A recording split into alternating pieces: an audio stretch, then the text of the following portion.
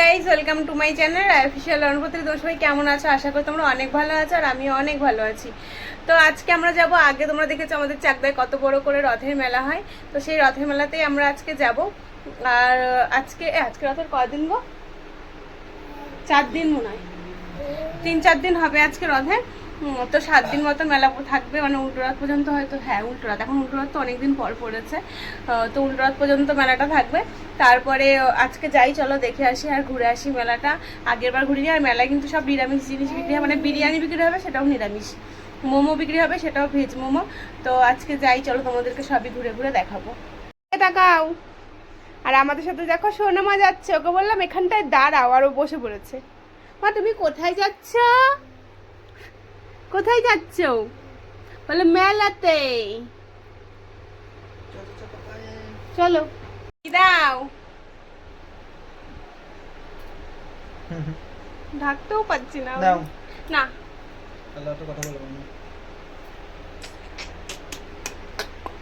আমি রেডি হয়ে যাব, মেয়ে মানুষ, আর ও 1 ঘন্টা নেবে। কিছুই কিন্তু সাজে না, কোন জামা পরবে, কোন প্যান্ট পরবে। ও 1 মিনিট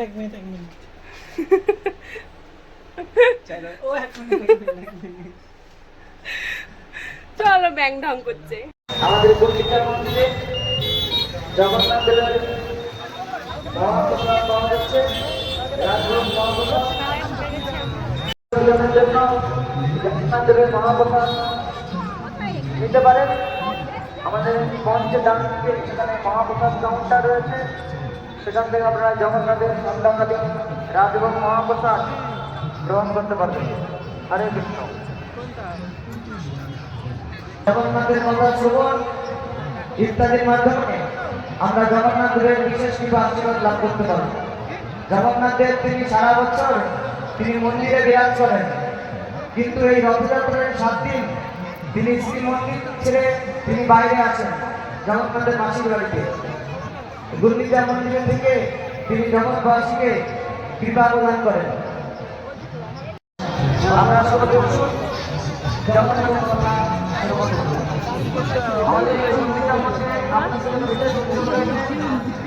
ভালো লাগছে এই পুতুলগুলো, আমাদের বাড়ির দিকে হতে লেগেছে। 30 টাকা 40 টাকায় পাবেন ল্যামিনেশন কলা, যেগুলো এখনো রং ওঠে না। এছাড়া আমাদের কাছে পাবেন সাংসারিক বিভিন্ন ধরনের জিনিসপত্র। 30 টাকা ও 40 টাকায় পাবেন প্লাস্টিকের মশলা মাত্র 10 টাকা, প্লাস্টিকের চা চাপুন তাও 10 টাকা। এটা নানা রকম স্টিল আলু ছোলা পেন, সবই পাবেন মাত্র 30 টাকা ও 40 টাকায়।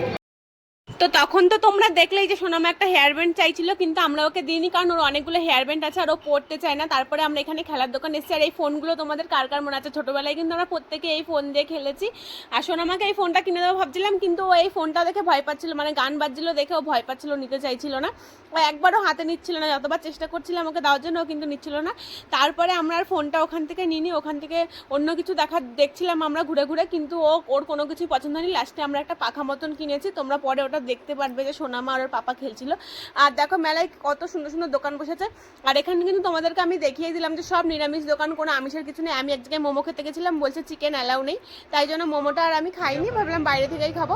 আর এখানে দেখো কত সুন্দর সুন্দর কানের দোকান, আর এখান থেকেই আমার বোনের জন্য একটা আমি সুন্দর দেখে কানের নিয়ে নিয়েছিলাম। বর্ণালীর জন্য দেখো